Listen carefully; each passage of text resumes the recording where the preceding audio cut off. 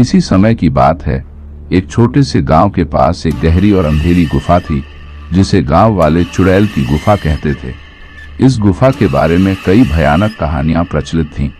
कहा जाता था कि इस गुफा में खतरनाक चुड़ैल रहती है जो रात के समय बाहर निकलती है और जो भी इस गुफा के पास जाता है वह कभी लौटकर नहीं आता।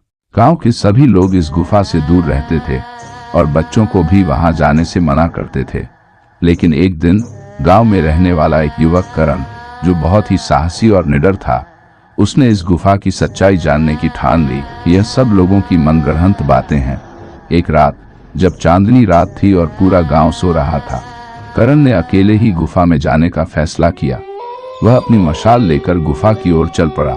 जैसे जैसे वह गुफा के करीब पहुंचा, उसे महसूस हुआ कि आसपास की हवा भारी और ठंडी हो रही है। गुफा के अंदर से एक अजीब सी ठंडी हवा बाहर आ रही थी जिसने करण के शरीर को कंपा दिया। लेकिन उसने हिम्मत नहीं हारी और गुफा के अंदर चला गया। गुफा के अंदर अंधेरा था और वहां का माहौल बहुत भयानक था। करण ने अपनी मशाल जलाई और चारों ओर देखने लगा। गुफा के अंदर दीवारों पर अजीबोगरीब निशान बने हुए थे जो देखने में बहुत डरावने लग रहे थे। करण ने गुफा के अंदर चलते चलते एक बड़े से कमरे में प्रवेश किया जहां उसने एक पुरानी लकड़ी की चौकी देखी। जैसे ही करण चौकी के पास पहुंचा, उसे अपने पीछे किसी के चलने की आवाज सुनाई दी। उसने मुड़कर देखा, लेकिन वहां कोई नहीं था।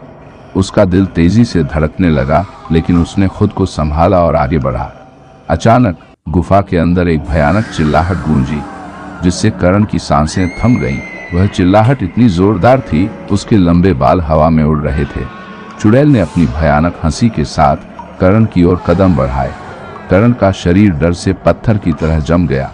उसने मशाल को जोर से पकड़ा और चुड़ैल की ओर भागने की कोशिश की, लेकिन उसके पैर जमीन से चिपक से गए थे। चुड़ैल ने अपनी लंबी नाखूनों वाली उंगलियां करण की ओर बढ़ाई और उसकी गर्दन को पकड़ लिया।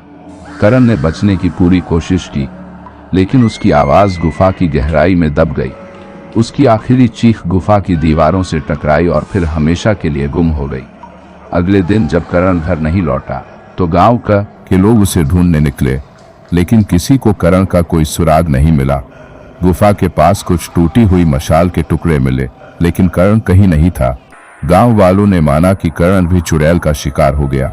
उस दिन के बाद से गांव में कोई भी उस गुफा की तरफ जाने की हिम्मत नहीं करता और चुड़ैल की गुफा की कहानी गांव के बच्चों को डराने के लिए सुनाई जाती रही।